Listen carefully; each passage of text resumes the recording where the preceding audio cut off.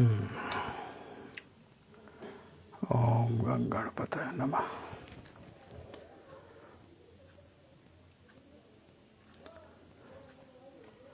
आप सभी को गणेश चतुर्थी का हार्दिक बधाई और ढेर सारी शुभकामनाएं।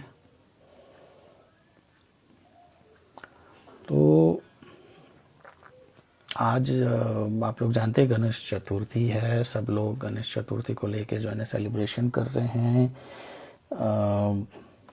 बहुत ही पावन दिन है। महाराष्ट्र वालों के लिए तो ये एक फेस्टिवल होता है जो कि दिवाली, दशहरा, होली किसी भी पर्व से बहुत ज़्यादा जो है विशेष होता है। Right, so happy Ganesh Chaturthi to each and every one and your entire family. Okay, may God bless, may Lord Ganesha always have your blessings, always have his blessings to your entire family. आपके परिवार को, आपके परिवारजनों को भगवान श्री गणेश का जो है ना आशीर्वाद हमेशा प्राप्त हो। तो आज गणेश चतुर्थी के अवसर पे मैंने सोचा थोड़ा सा लाइव आके आप लोगों के साथ कुछ जो है ना बातें शेयर करें जो कि गणेश जी को समझने में, अंडरस्टैंड करने में, उनका पूजा अर्चना, पूजा विधान में जो है ना कुछ जो है ना आप लोग इस चीज़ को समझें और साथ ही साथ गणेश चतुर्थी का भी आप ज़्यादा से ज़्यादा लाभ उठा सकें।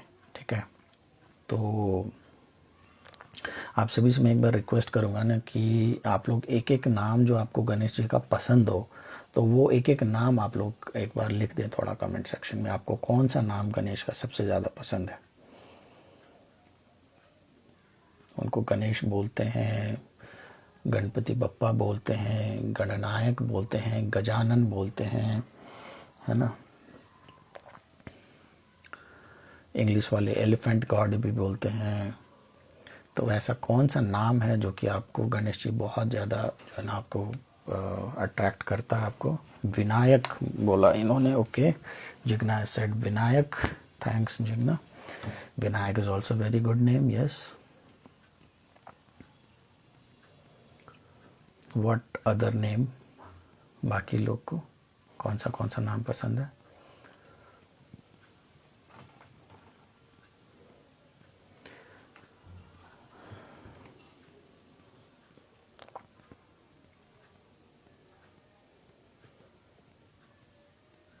वक्रतुंड। वक्रतुंड उनका मंत्र का हिस्सा है, उनका नाम नहीं है वक्रतुंड श्रेया। ठीक है, एक दंताया। यस, गणेश जी का एक नाम एक दंताया भी है क्योंकि उनका एक दांत है। एक दांत उन्होंने तोड़ दिया था, उसके वो लेके बहुत सारी कहानियां हैं।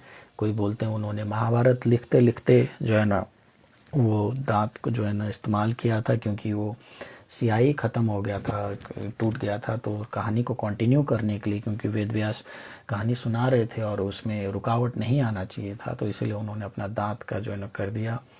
कई ऐसे कहानियों में ऐसा है कि प्रभु श्री परशुराम ने जब अपना फरसा उन पे प्रहार किया क्योंकि उन्होंने उनको कैलाश में प्रवेश करने से मना कर दिया था, तो उसी गुस्से में आके गणेश जी का जो है ना एक दांत टूट गया था।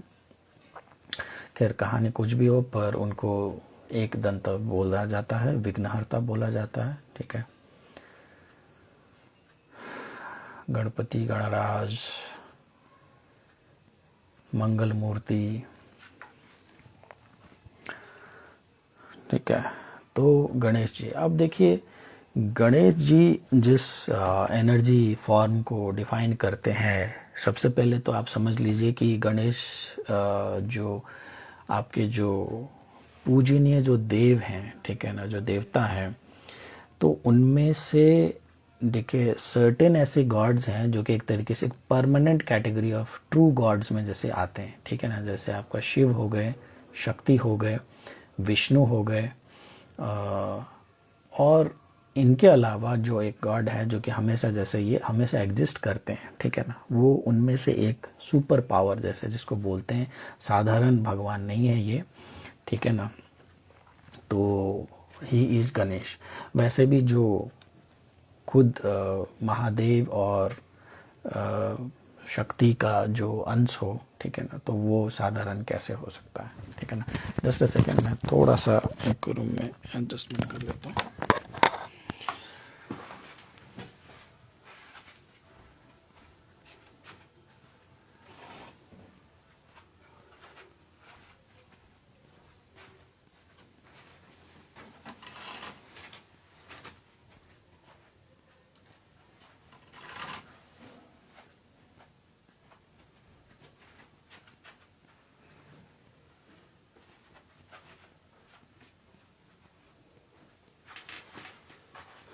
त्रिनेत्र के लाइव में एक अच्छी बात यह है कि 1 घंटे से भी ज़्यादा चल सकता है, तो इसमें कोई ज़्यादा ऐसा इश्यूज भी है नहीं। है ठीक है। तो गणेश जी का उत्पत्ति, एक तो सबसे पहले आप लोग समझ जाइए कि गणेश जी कोई आम गॉड नहीं है, कोई डेमी गॉड नहीं है, ठीक है ना। He is a God of that energy who is always present.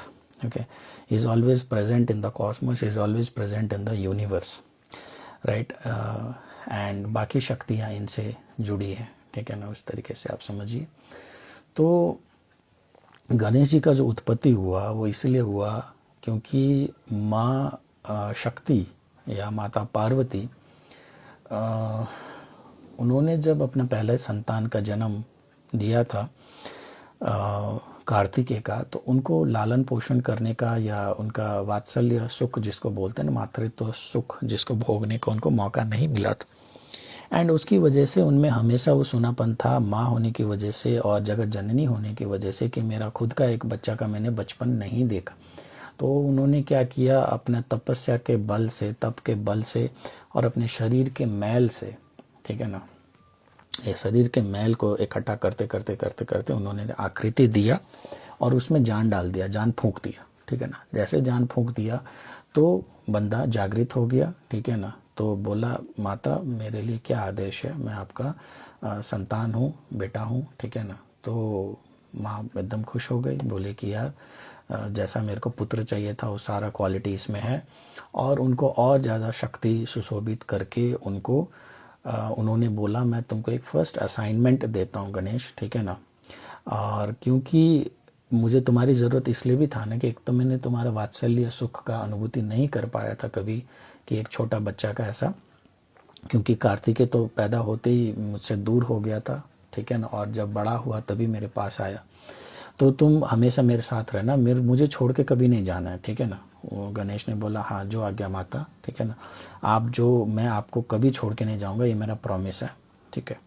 तो उसके बाद माँ ने बोला कि एक समस्या मेरे लाइफ में क्या है ना, कि मेरा जो जितने भी कैलाश में जो शिवगण है ना, वो शिवगण मेरा आज्ञा कम मानते हैं, उनके लिए फर्स्ट प्रायोरिटी महादेव है। तो मेरे को भी अपना एक ऐसा कोई कंसोर्ट चाहिए, बंदा चाहिए जो कि पावरफुल भी हो और मेरा आज्ञा भी मानता हो। तो गणेश जी ने बोला कि मैं आपका आज्ञा कभी नहीं टालूंगा माँ, आप मेरे को आज्ञा करो, मेरा असाइनमेंट क्या है, मेरे को आप क्या जो है ना कार्य देना चाहते हो, आप मुझे वो कार्य दे दो। तो माँ ने बोला, देखो मेरा प्राइवेसी में हमेशा क्योंकि हनन होता है, खलल होता है, तो तुम क्या करना, मैं अंदर जा रहा हूँ तपस्या करने के लिए, पूजा करने के लिए, ठीक है ना।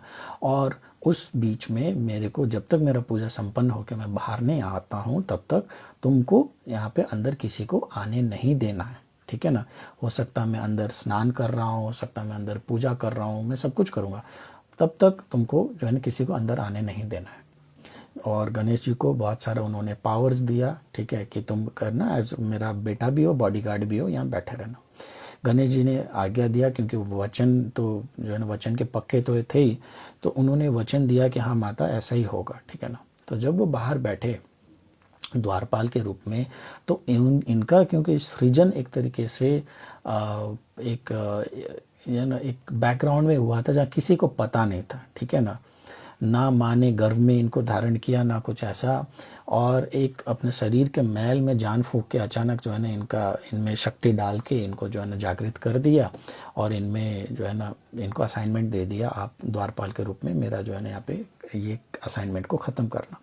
गणेश जी पूरा अपना आज्ञा उसको फॉलो करते हुए वहाँ बैठे रहे। पर क्योंकि इनका जन्म का खबर कानो कान किसी को भी नहीं था, ठीक है, तो क्योंकि कैलाश का ही हिस्सा में माँ बैठ के ऐसा कर रही थी, तो वहाँ पे जो है ना नंदी, बाकी जो शिवगण वगैरह आए और उन्होंने बोला कि हमको माँ से वार्तालाप करना है, दर्शन करना है, आप जाने दो। पर गणेश ने बोला कि नहीं, सॉरी, मैं वचनबद्ध हूँ, मैंने माँ को जो है ना ये किया है। अब देखो, सबको ही तो माँ पार्वती को वहाँ पे माँ ही बोलता था ना, चाहे वो गणेश जो उनका खुद का बेटा हो, चाहे नंदी हो, चाहे कोई भी शिवगण हो, ठीक है ना, उनको माँ ही बोला जाता था। तो गणेश ने भी माँ बोला तो किसी को ये नहीं लगा कि गणेश माँ बोल रहा है तो ये माँ को माँ बोल रहा है। सबको लगा कि हर कोई तो उनको माँ ही बोलता है, ठीक है ना, तो ये भी माँ ही बोलेगा, ये दूसरा क्या बोलेगा। पर गणेश जी तो माँ को माँ बोल रहे थे। तो गणेश ने बोला नहीं, मैंने माँ को बोला है। तो उन्होंने बोला कि नहीं, तो तुम जानते नहीं हो, पर जो है ना हम लोग है ना भगवान शिव के, महादेव के जो है ना शिवगण में से हैं और हमको माँ से मिलने से कोई रोक नहीं सकता। तो गणेश जी बोले कि नहीं, माँ का आज्ञा है, हम ऐसा कर नहीं सकते। जब तक ये सब तांडव चल रहा था तब तक क्या हुआ कि शिव जी जो कि काफ़ी दिन, या महादेव जी जो कि काफ़ी दिन से तपस्यारत थे, कैलाश से दूर थे, वो भी, उनका भी होम कमिंग हो गया है ना। वो भी अपना सालों हजारों साल का अपना जो है ना वो तपस्या संपूर्ण करके वो कैलाश लौट रहे थे। और उन्होंने भी सरप्राइज विजिट दिया। उन्होंने भी बोला कि मैं भी किसी को बताता नहीं हूँ, डायरेक्ट जो है ना पहुँच जाता हूँ कैलाश। उन्होंने भी सरप्राइज विजिट दिया। तो ना इनका पैदा होने का किसी को पता था, ना शिव का आने का वहाँ पे किसी को भी नॉलेज था, भास था कि वो आ गए हैं, ठीक है। तो वो आए तो उन्होंने बोला मैं पार्वती से मिलना चाहता हूँ। तो फिर से जो है ना वो गए, नंदीगण शिवगण वगैरह गए तो बोले कि देखो, इस बार हम नहीं मिलना चाहते, इस बार महादेव खुद आए हैं, बहुत साल तपस्या करने के लिए, वर्षों बाद जो है ना वापस आए, वो माँ से मिलना चाहते हैं। तो गणेश अपना प्रॉमिस में टिके रहे, वचन के पक्का है ना, प्राण जाए पर वचन न जाए। उन्होंने बोला ये तो संभव है नहीं, क्योंकि माँ का आज्ञा का मैं उल्लंघन नहीं कर सकता। तो ये बहस इतना ज़्यादा छिड़ गया और सब ने अपना बल का प्रयोग करने का भी कोशिश किया। बच्चा ही तो है, इसको धक्का मुक्की करके हम जो है ना हटा देंगे, कुछ कर देंगे तो ये दूर हो जाएगा। पर क्योंकि माँ शक्ति का, जननी का खुद एक अंश है वो, और खुद उन्होंने अपना शक्ति से इनको सृजन किया है, तो आप समझ सकते हो कि फिर गणेश को भी जो है ना हिला पाना इतना आसान तो था नहीं। तो फाइनली बात, मैसेज पहुंच गया महादेव तक। महादेव तक मैसेज पहुंच गया तो महादेव बोले कि इतना ज़्यादा जो है ना ऐसा कौन सा प्रॉब्लम है कि एक बच्चा को जो है ना आप लोग किनारा नहीं कर पा रहे हो। मैं अपना अर्धांगिनी से, अपना पत्नी से नहीं मिल सकता, ऐसा कौन सा जो है ना, वो भी एक बच्चा के कारण। वो आए, उन्होंने भी काफ़ी ज़्यादा समझाने का कोशिश किया, पर गणेश जी वचनबद्ध थे और बहुत ज़्यादा ज़िद्दी जो है ना तरीके से वो फॉलो कर रहे थे अपने गाइडलाइंस। तो महादेव ने फाइनली अपना त्रिशूल उनके ऊपर छोड़ दिया और इनका शीश कट गया। जैसे इनका शीश कट गया तो जो विलाप हुआ, जो रोदन हुआ, उसमें गणेश जी गिरते गिरते माँ को बोले कि माँ, है ना, दर्द में अपना चीखे बहुत ज़्यादा कि माँ ऐसा दर्द, मैं जो है ना अंतिम बार आपका सेवा करते करते मैं अपना प्राण देने जा रहा हूँ, तो आप देख लो। ऐसा करके माँ माँ चिल्ला के दर्द में, ठीक है ना, वो चिल्लाए। तो माँ का भी अंदर जो भी पूजा तपस्या कर रहे थे वो भंग हो गया। माँ भी बाहर आई, बोला कि मेरा बेटा इतना ज़्यादा तकलीफ में रो रहा है, ऐसा क्या हुआ। तो माँ आके देखे तो देखा बेटा का शीश कटा हुआ है। जैसे वो देखा तो माँ पूरे अपने रौद्र रूप में आ गई, ठीक है। महादेव और महाकाली का तो ये विशेषता है कि इनका गुस्सा इनके कंट्रोल में ही नहीं होता, ठीक है ना। इतना ज़्यादा ऊर्जा है कि इनके गुस्सा ही इनके कंट्रोल में नहीं होता, कभी भी किसी को भी लपेट सकते हैं, ठीक है ना। तो माँ अपने रौद्र रूप में आ गई और बोली कि मैं आज जो है ना किसी को भी नहीं छोड़ूंगा, मेरा बेटा का जो है ना शीश काटा है ना, मैं सबको काट डालूंगा, गाजर मूली खीरा सलाद सब मैं अभी बना दूंगा, किसी को नहीं छोड़ूंगा। बहुत मेहनत करने के बाद जो है ना दोषी जो थे, कल्प्रिट, महादेव बाबा सामने आए, बोले कि मेरी वजह से ऐसे हुआ है, ठीक है ना। माँ बोली तो आपने किया है तो उससे क्या, आप भी मेरे दोषी हो, मैं आपको भी नहीं छोड़ूंगा, मैं किसी को नहीं छोड़ूंगा, ठीक है ना।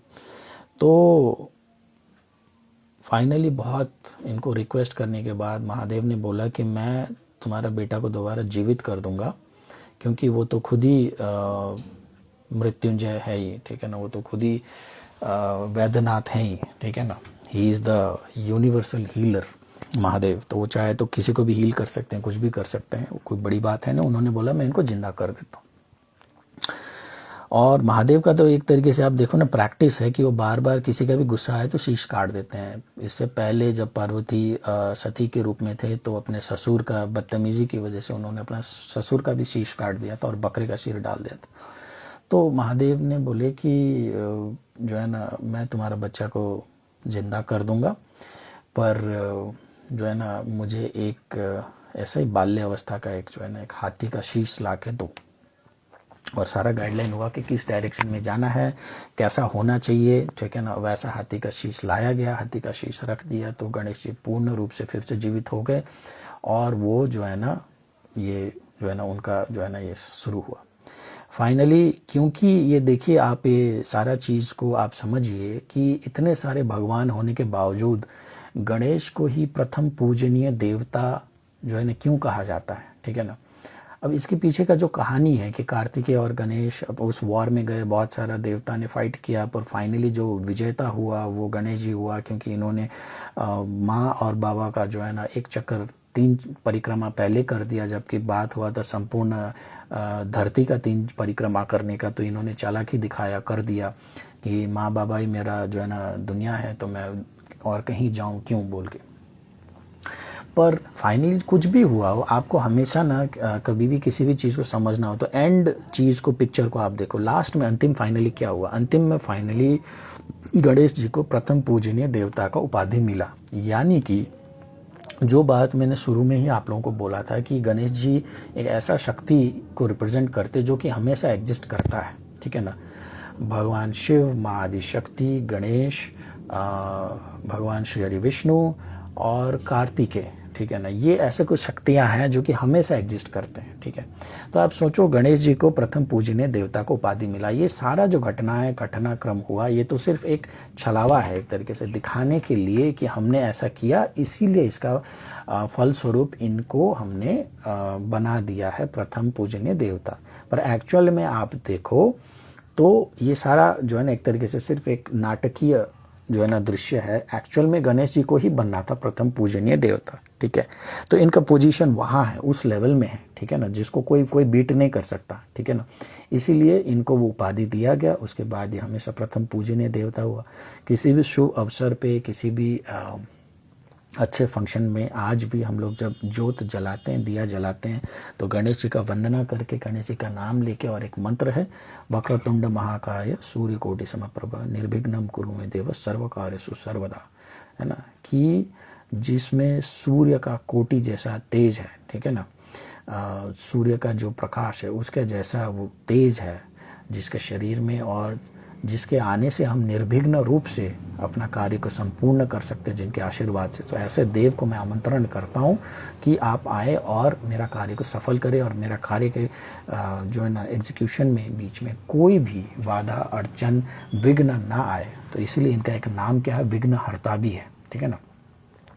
अब आप देखिए गणेश जी का और हनुमान जी का, ठीक है ना, मैं ऐसा यहाँ कर देता हूँ, आप लोग दोनों को साथ ही साथ देखते हैं, ठीक है ना। गणेश जी और हनुमान जी एक तरीके से आप देखो तो दोनों क्या है, दोनों आपका शिव के अंश है, दोनों महादेव के अंश हैं, ठीक है ना।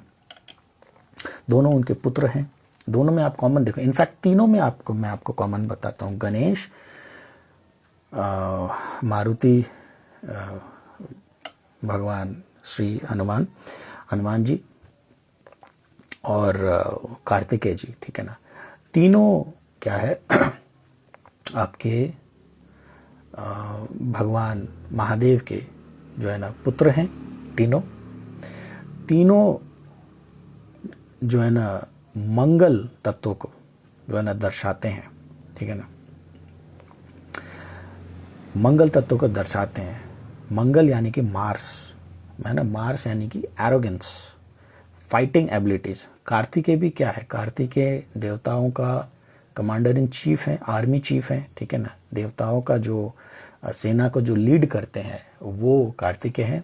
और शिव जी के जो सेना को जो लीड करते हैं, जो शिवगण के सेना को जो लीड करते गणराज वो गणेश जी हैं। राम जी के जो सेना को जो लीड करते हैं, ठीक है ना, वो हनुमान जी है। हालांकि शायद जामवंत जी भी हो सकते हैं, पर एक तरीके से इन्होंने भी, हनुमान जी ने भी एज एक लीडर का रूप में जो है ना काम किया था, है ना, एक सेनापति का लीडर के रूप में काम किया। तो ऐसा एक पोजीशन है जहाँ पे।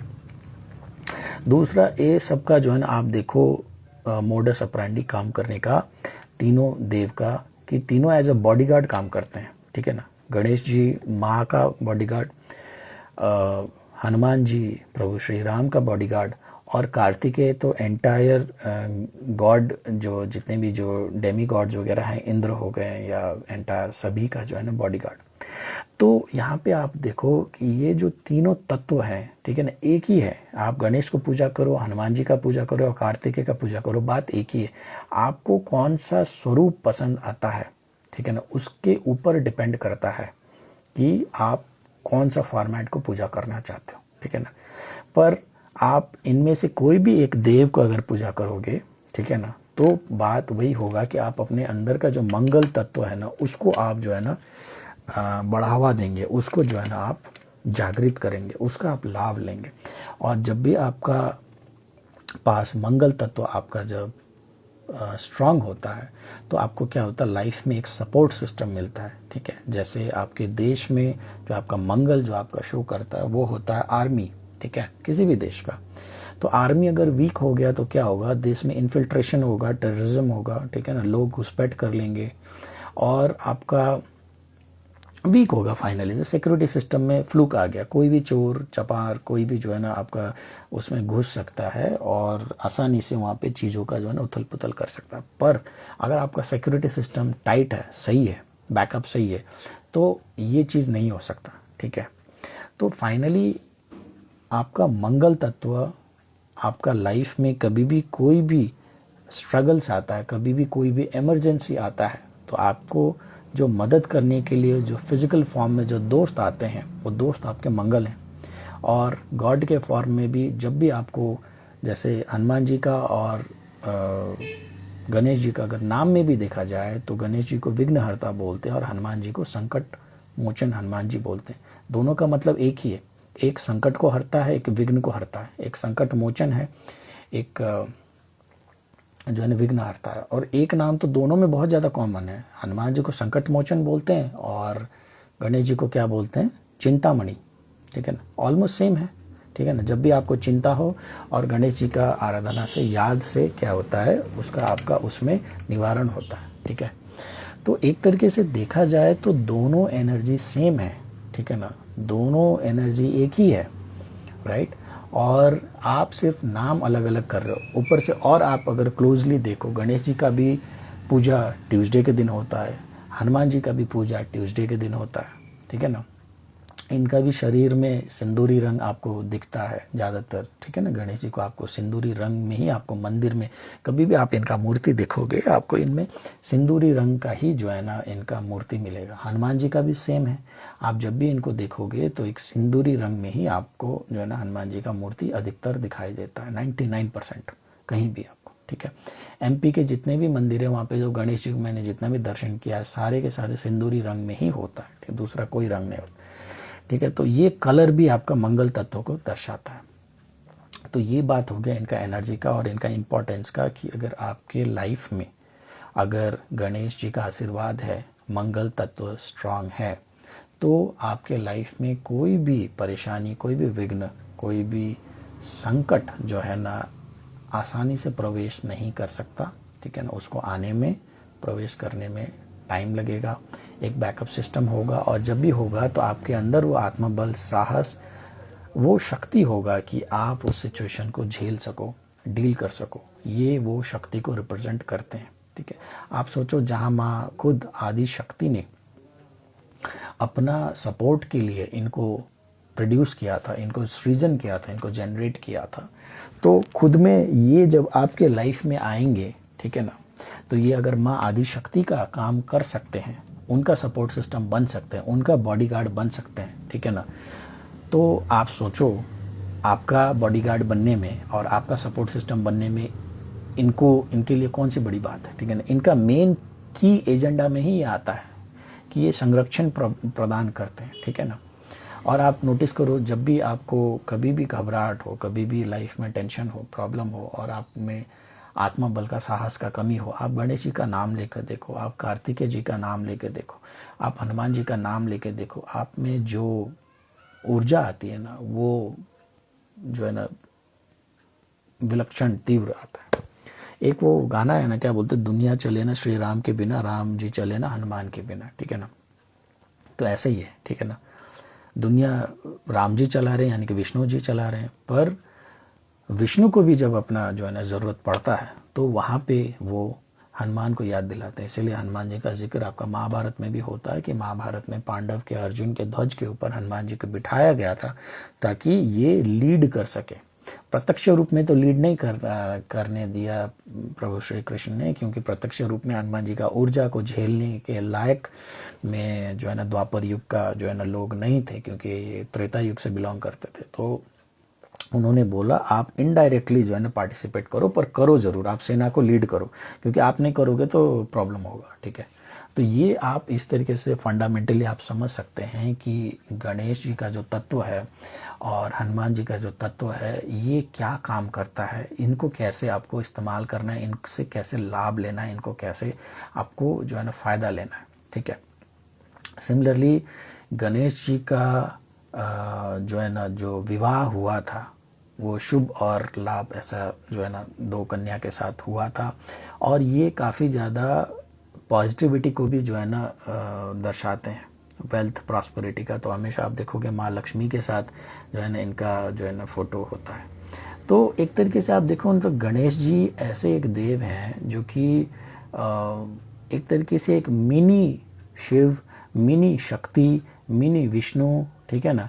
ये क्योंकि हर जो मेजर गॉड का जो पोर्टफोलियो है, ठीक है ना, जिस तरीके से वो कार्य करते हैं वो सारा कार्य मिनिएचर फॉर्म में गणेश जी भी करते हैं, ठीक है ना। जैसे हनुमान जी को भी अष्टसिद्धि का जो है ना ज्ञान था, सिद्ध पुरुष थे, वैसे ही गणेश जी भी सिद्ध पुरुष हैं, ठीक है ना। इनके पास भी वो सारी शक्तियां हैं जो आप बुद्धि के स्वामी भी इनको बोला जाता है, ठीक है ना। इनके बुद्धि के बहुत ज़्यादा धनी है, तेज हैं, दिमाग के बहुत ज़्यादा तेज है, धनी है। तो गणेश जी को उस रूप से भी हम लोग पूजा करते हैं, ठीक है ना। तो ये आपको बल देंगे, आपको शक्ति देंगे, ठीक है। ये आपको संरक्षण प्रदान करेंगे, ये आपको विघ्न में जो है ना काम आएंगे, ठीक है ना। आपको बुद्धि के विकास के लिए बच्चे लोग जो पढ़ाई करते हैं, ठीक है ना, और उनमें जो है ना ये काम आते हैं।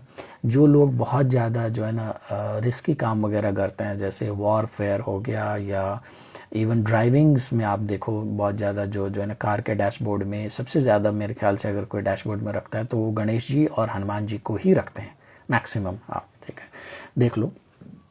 तो इनका ये जो कार्य भी है ना, मोडस ऑपरेंडी, ये हमेशा हाँ इनका पत्नी रिद्धि सिद्धि थे, सॉरी राइट, ठीक है ना। तो इनका जो मोडस ऑपरेंडी भी है ना, इसमें ये आपको क्या है ना एज अ सेना का गणराज, ठीक है ना, गणाधिपति के रूप में जो है ना सामने आते हैं और संरक्षण प्रदान करते हैं।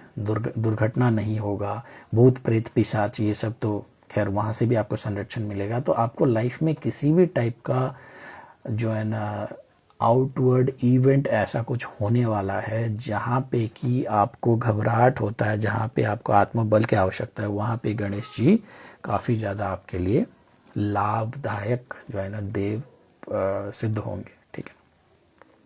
अब इनके साथ साथ मैं आपको एक चीज़ बता देता हूँ, गणेश जी क्योंकि बुद्धि को रिप्रेजेंट करते हैं, ठीक है, तो दिमाग और चंद्रमा मन को रिप्रेजेंट करते हैं, मन के कारक चंद्र हैं, ठीक है ना। तो दिमाग और मन में तो हमेशा, बुद्धि और मन में तो हमेशा 36 का आंकड़ा रहा ही है, ठीक है। तो कहीं ना कहीं जो है ना ऐसा एक माइथोलॉजिकल ऐसे स्टोरीज वगैरह हैं जिसकी वजह से गणेश जी और चंद्रमा के बीच में भी ऐसा कुछ जो है ना वार्तालाप, विवाद ऐसा हो गया, ठीक है, कि जहाँ पे एक गलत आरोप, दोषारोपण जो है ना लगाने का जो है ना काम हुआ, ठीक है ना। तो इसीलिए आज के दिन में, गणेश चतुर्थी के दिन में चंद्रमा का दर्शन नहीं किया जाता, ठीक है ना।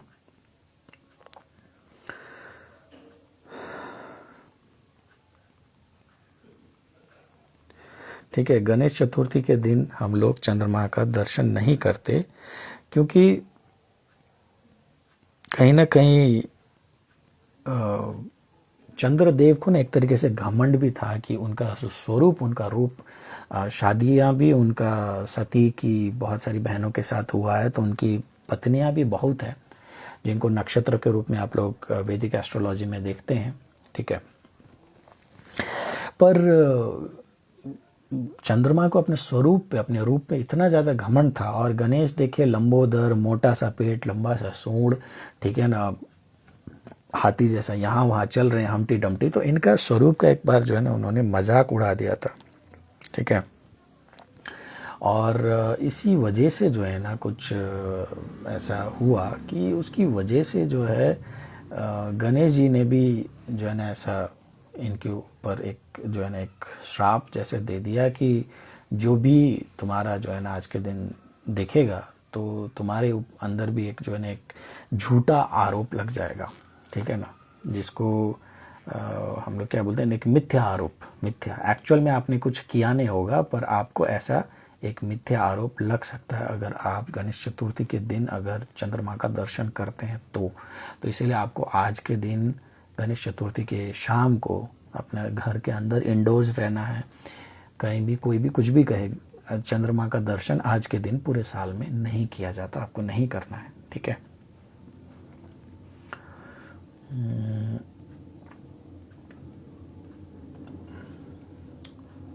तो आज के दिन आप चंद्रमा का दर्शन करने से बचें। और अगर आप करते हैं तो उसका रिपरकशन इफेक्ट ये होगा ना कि आपको आने वाला साल, आने वाला समय में जो काम आपने किया ही नहीं है, जो गलती आपने किया ही नहीं, ऐसा किसी चीज़ को लेके आपके ऊपर दोषारोपण हो सकता है, because it's a curse, you know. तो इसीलिए आपको नहीं करना है, ये मान्यता है। ठीक है, सिमिलरली अब गणेश जी का जो पूजा किया जाता है उसमें दुर्वा घास इनको बहुत ज़्यादा प्रिय है। ठीक है ना, जो हरे घास होते हैं वो इनको चढ़ाइए। लड्डू इनको बहुत ज़्यादा पसंद है। ठीक है ना, ख़ास तौर पे मोतीचूर के लड्डू। ठीक है ना, जो कि वो भी आपको जो सिंदूरी रंग के हो, ठीक है ना, जो केसरी रंग का हो ऐसा लड्डू, या मोदक के लड्डू जो पीले रंग के हो। ठीक है ना, महाराष्ट्र में आपको मोदक का लड्डू मिलता है, बाकी जगह तो मोतीचूर के लड्डू या मोदक के लड्डू जो है ना इनको भोग लगाया जाता है, ये इनको बहुत ज़्यादा प्रिय है। ठीक है, अगर आप अगर चक्र के हिसाब से अगर गणेश जी का अगर पूजा करना चाहते हैं तो चक्र में इनका स्थान है मूलाधार चक्र। मूलाधार चक्र में जो है ना इनको याद करके, इनको विराजमान करके जो है ना इनका आप पूजा अर्चना कर सकते हैं, स्थापना। जब भी आप साधना में जाएं तो गणेश जी को मूलाधार चक्र में विराजमान करके, ठीक है ना, आप अगर साधना करेंगे तो आप देखेंगे आपका कुंडलिनी जागरण का जो अवस्था है, जो प्रक्रिया, उसमें भी सहजता आएगा। सिमिलरली जैसे बैकग्राउंड में आप देख रहे हैं कि हमने जो है ना स्वस्तिक भी जो है ना एक फ़ोटो दिखाया है आप लोगों को, तो गणेश जी का एक सिंबल, जैसे भगवान शिव का जो सिंबल है वो ओम है। ठीक है ना, ओम के ध्वनि से शिव का उत्पन्न हुआ, वैसे ही गणेश जी का जो एक सिंबल है जहाँ पे आपको शारीरिक रूप में अगर देखें, ठीक है ना, शरीर के आइडल के रूप में, तो गणेश जी हैं। अगर आप सिंबल के तौर पे देखें तो गणेश जी का सिंबल क्या है आपका, ये है, स्वस्तिक है। ठीक है, और स्वस्तिक बनाने का नियम क्या है ये हम आपको एक शॉर्ट में बता देते हैं। कभी भी स्वस्तिक बनाएं तो हमेशा सात्विक चीज़ों से बनाएं, जैसे कि चंदन, रोली, ठीक है ना, अक्षत और गोबर, गाय का गोबर से, ठीक है ना, ये सब चीज़ों से आप स्वस्तिक का निर्माण करें। स्वस्तिक का निर्माण करने से भी सेम लाभ होता है जो कि गणेश जी का पूजा से, अर्चना से लाभ होता है। ठीक है, कभी भी आप स्वस्तिक बनाएं तो आपका चारों चैम्बर बराबर होना चाहिए, इस बात का आप ध्यान रखें। ठीक है, ये जो स्क्वायर निकल के आता है ना, हर चैम्बर में वो स्क्वायर बराबर होना चाहिए।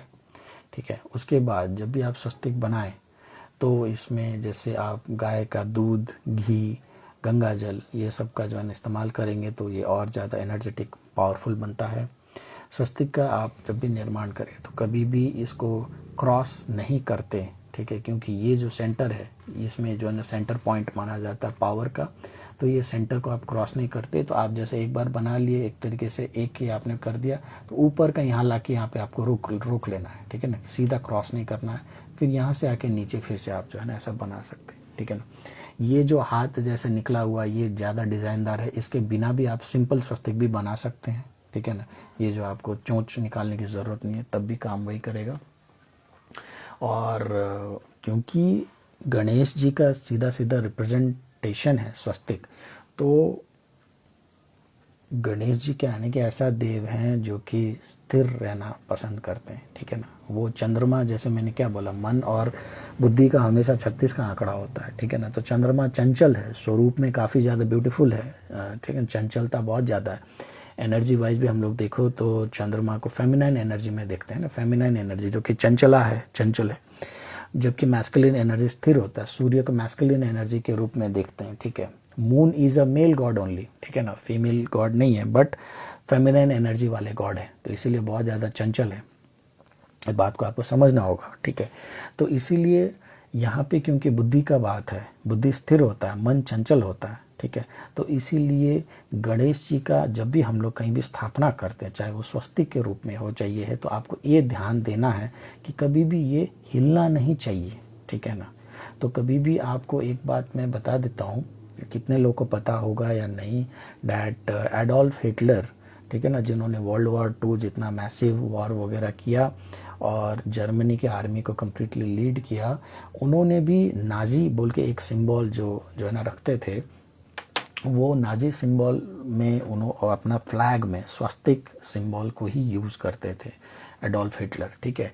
एंड एडोल्फ हिटलर ने बहुत सारा जो है ना वॉर जीता किया, पर उसका प्रॉब्लम क्या था ना कि उसने स्वस्तिक को अपने फ्लैग में जगह दे दिया, अपना हेलमेट में है, अपना जो है ना यूनिफॉर्म में है, तो वहाँ तक तो ठीक है, बट अपने फ्लैग में उन्होंने जगह दे दिया, ठीक है।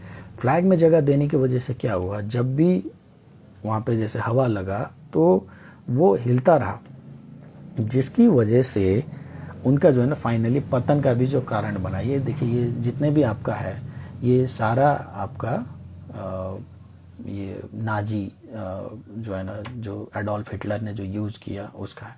एक तो इन्होंने ये स्वस्तिक को तिरछा करके इस्तेमाल किया। हम लोग जैसे नीचे जो आप ये देख रहे हैं ना, ये हमारा वैदिक हिंदुइज्म जो है ना तरीका है, प्रॉपर एस्ट्रोलॉजी का, जिस तरीके से स्वस्तिक को बनाया जाता है। इसमें देखिए एकदम अच्छा कंपैरिजन किया, एक तरफ ओरिजिनल स्वस्तिक और इस तरफ नाजी का स्वस्तिक है। तो आपको स्वस्तिक को छेड़खानी नहीं करना है। एडोल्फ हिटलर हमेशा स्वस्तिक को इस तरीके से यूज़ करते थे, तिरछा तरीके से, ये आपको नहीं करना है, ठीक है। दूसरा, इसमें हमेशा आप जो है ना पॉजिटिव रंग का और वाइब्रेट रंग का इस्तेमाल करें, जैसे कि लाल, पीला, ठीक है ना। आप कभी भी ऐसे काला रंग का इस्तेमाल ना करें स्वस्तिक बनाने में, ना ही ऐसा कोई लॉकेट ऐसा कुछ ले, ठीक है। इनफैक्ट मैं तो सजेस्ट करूँगा लॉकेट में भी स्वस्तिक का इस्तेमाल नहीं करें, क्योंकि वहाँ भी चीज़ वही हो जाता है कि आप अगर स्वस्तिक को अगर लॉकेट में इस्तेमाल करेंगे तो क्या होगा, लॉकेट भी तो आपका गले में हिलता रहेगा ना, एक जगह स्थिर तो नहीं होगा, तो वो फिर आपको नेगेटिव असर करेगा। फिर आप लोग बोलोगे सर स्वस्तिक तो हम जो है ना लॉकेट डालते हैं गणेश जी का, पर फायदा लाभ नहीं करता, ठीक है ना, वो नहीं करना है आपको। तो ऐसा स्वस्तिक के डिज़ाइन से जो है ना आप लोग बचे, अपने घर में इस्तेमाल ना करें, ठीक है ना। और सिंपल जो है ना स्वस्तिक जैसे होता है, जैसे लेफ्ट हैंड साइड में है, ऐसा वाला स्वस्तिक का जो है ना आप इस्तेमाल करें, ठीक है। ये ब्लैक वाला ना करें, क्योंकि ये भी एक एडोल्फ हिटलर का पतन का एक कारण बना था। टेक्निकली तो बहुत सारा चीज़ हो जाता है, ठीक है ना, इसमें बहुत सारे लॉजिक होगा, मैं उसके ऊपर नहीं जाऊंगा, ना ही मैं ये सब चीज़ों का जो है ना इंटरेस्ट भी रखता हूँ। बट एनर्जेटिकली जो कि हमारा जो है ना टॉपिक ऑफ इंटरेस्ट भी है, एनर्जेटिकली आप अगर देखो तो स्वस्तिक का इस्तेमाल हमेशा जब भी आप वैदिक स्वरूप में करें तो आपको ज़्यादा लाभ होगा, ना ही कि उसमें छेड़खानी करने से, ठीक है। तो क्योंकि मन और बुद्धि के बीच में मन हमेशा चंचल होता है, बुद्धि हमेशा स्थिर होता है, तो स्वस्तिक का आपको डिज़ाइन भी काफ़ी ज़्यादा स्थिर स्वरूप में क्रिएट करना है। यानी कि जैसे मैं अपना स्टडी टेबल में रखता हूँ, ये हमेशा स्थिर रहता है, कभी हिलता नहीं, ठीक है ना। कभी कभार वहाँ पे साफ़ सफाई करना हो, उसके लिए मैंने शिफ्ट कर दिया तो कर दिया, पर ये स्थिर है, ठीक है ना। तभी यहाँ पे एक गणेश जी का एक एक्टिवेशन होगा।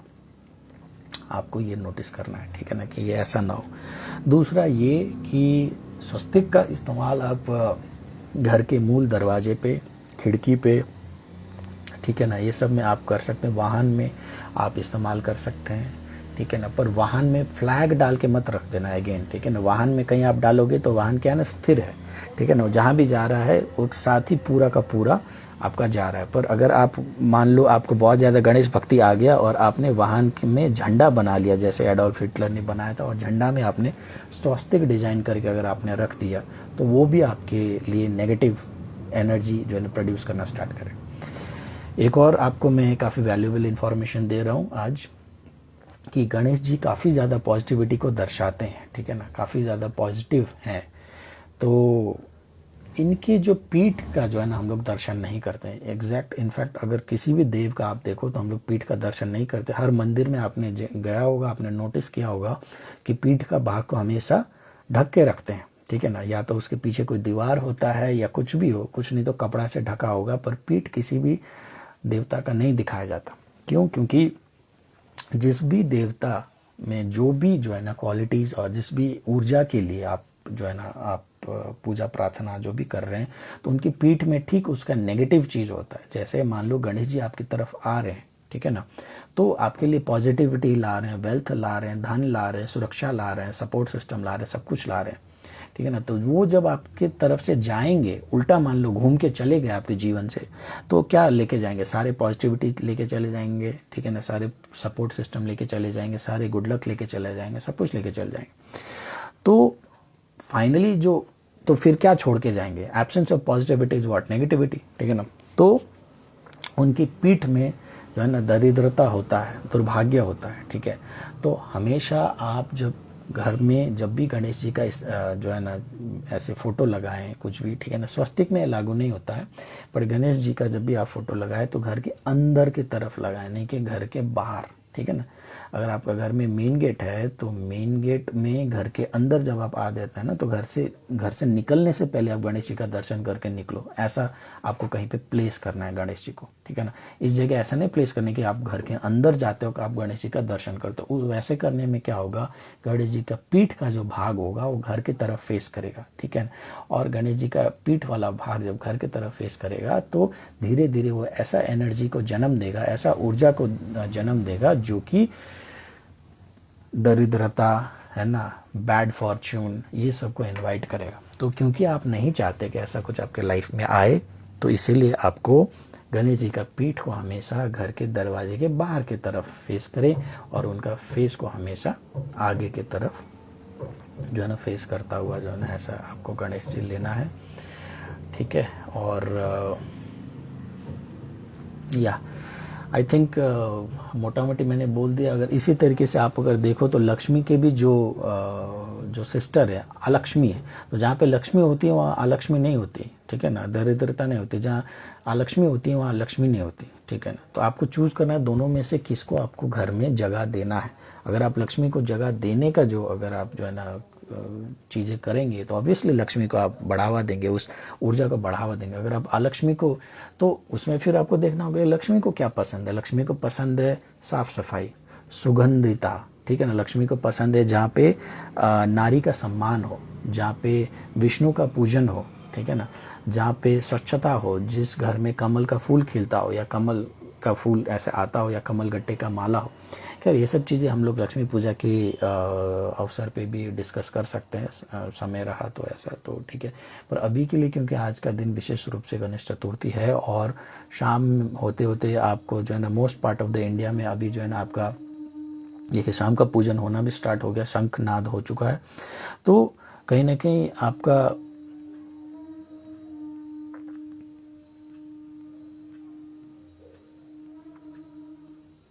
कहीं ना कहीं अभी पे मून राइजिंग का टाइम आ रहा है, ठीक है। तो जिन लोगों को जानकारी नहीं है वो लोग क्या करेंगे, जाके मून का दर्शन कर लेंगे जाने अनजाने, ठीक है ना, और उनका जो रिपरकशन इफेक्ट है वो आपको भोगना पड़ेगा। तो आज आप वो चीज़ अवॉइड कीजिए, ठीक है। तो ये है, आप लोग में से किसी का कोई सवाल जवाब हो तो हम कोशिश करेंगे उसका जो है ना जवाब देने का। पर आई सपोज हमने काफ़ी ज़्यादा इन्फॉर्मेशन आपको प्रोवाइड किया ये हो सकता है आपको अलग अलग स्रोत से पहले से जानकारी हो भी, और नहीं भी तो आज अगर आपने फर्स्ट टाइम आज यहाँ से सुना तो अपने जीवन में इसको धारण कीजिए, इस्तेमाल कीजिए, ठीक है ना।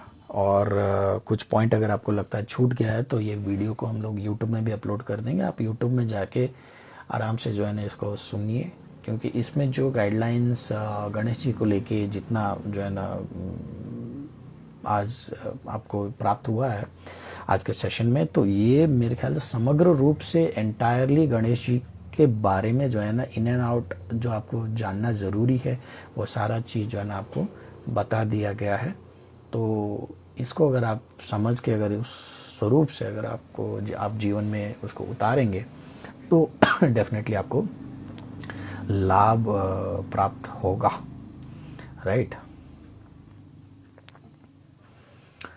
ओके,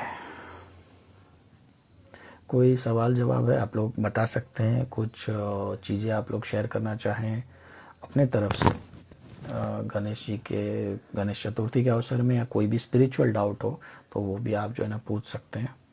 क्योंकि त्रिनेत्र में लाइव आया भी काफ़ी टाइम हो गया था, नहीं आ रहे थे लाइव काफ़ी टाइम से।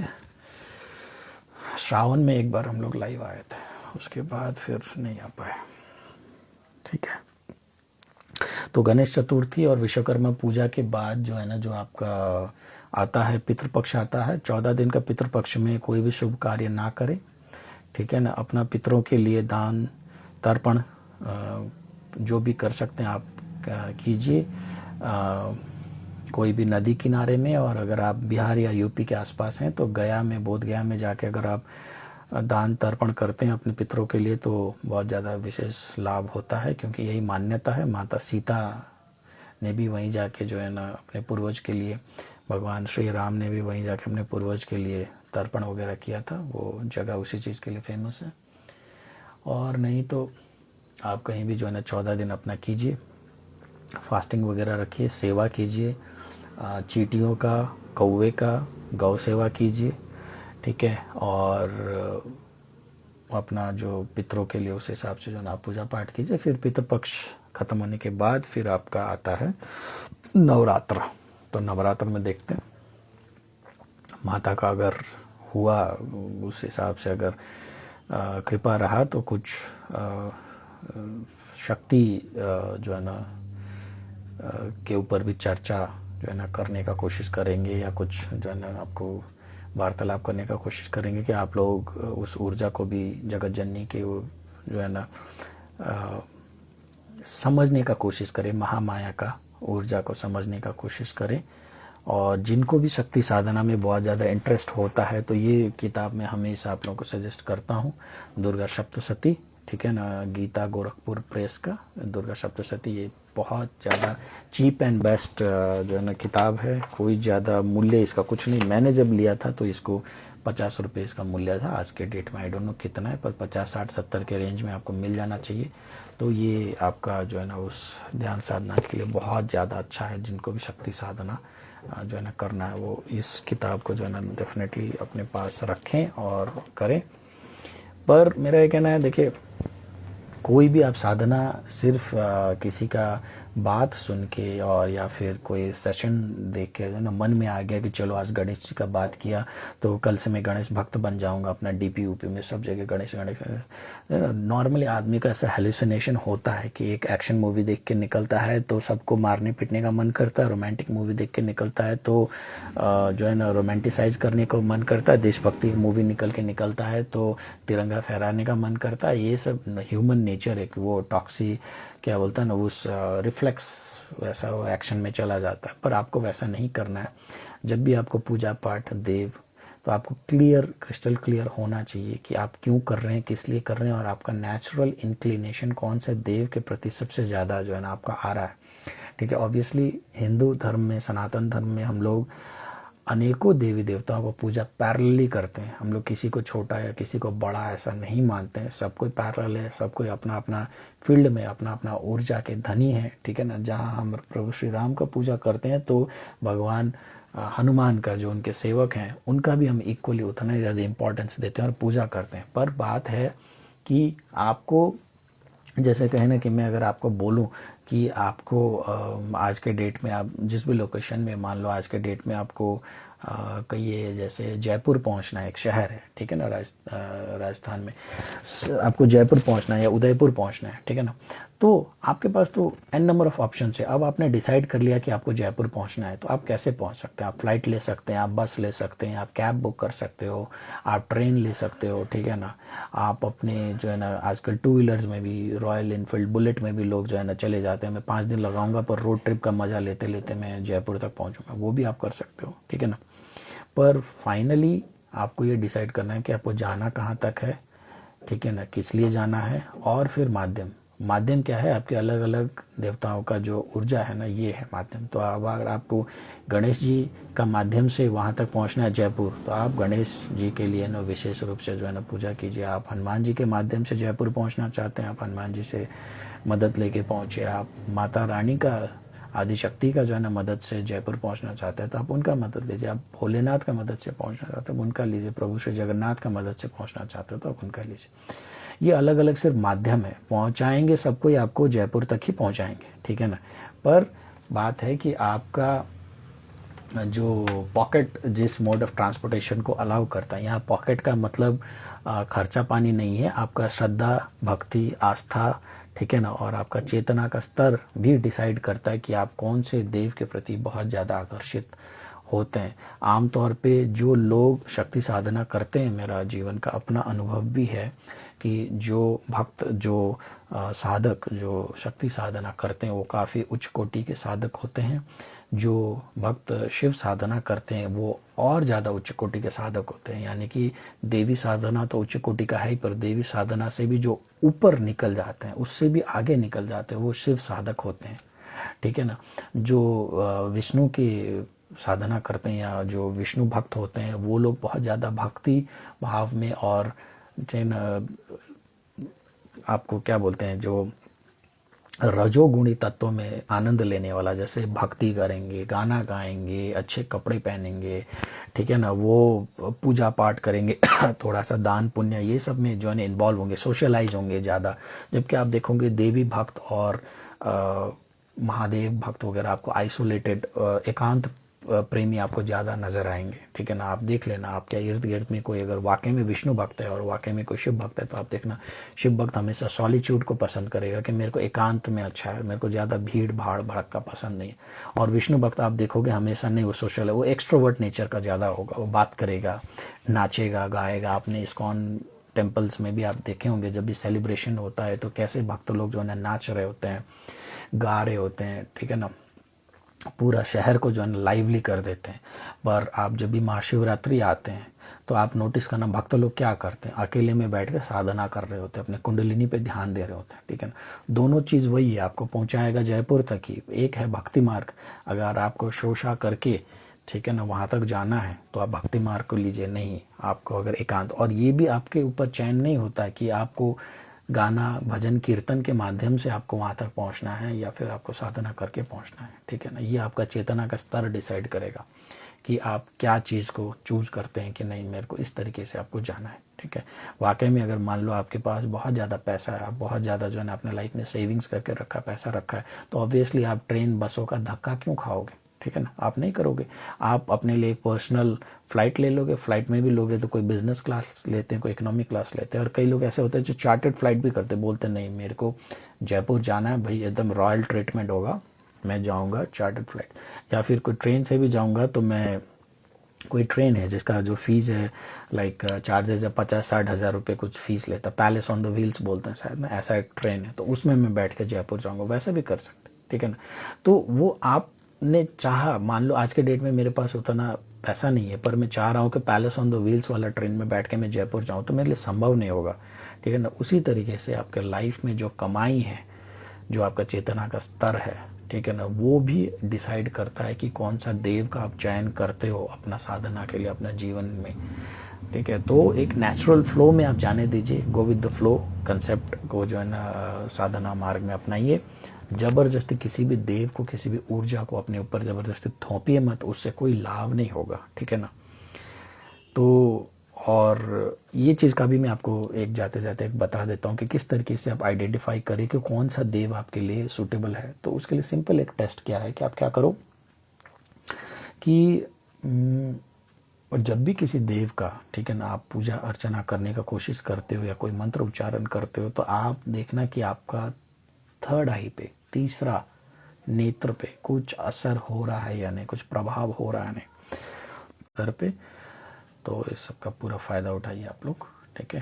एंड इतना प्रेम से और इतना धैर्यता के साथ आपने मेरा जो है ना वार्तालाप सुना, विचार सुना, जो बात आप तक पहुंचाने का जो उद्देश्य था, वहाँ जो है ना आप लोगों ने सहायता किया, उसके लिए आपको बहुत बहुत धन्यवाद।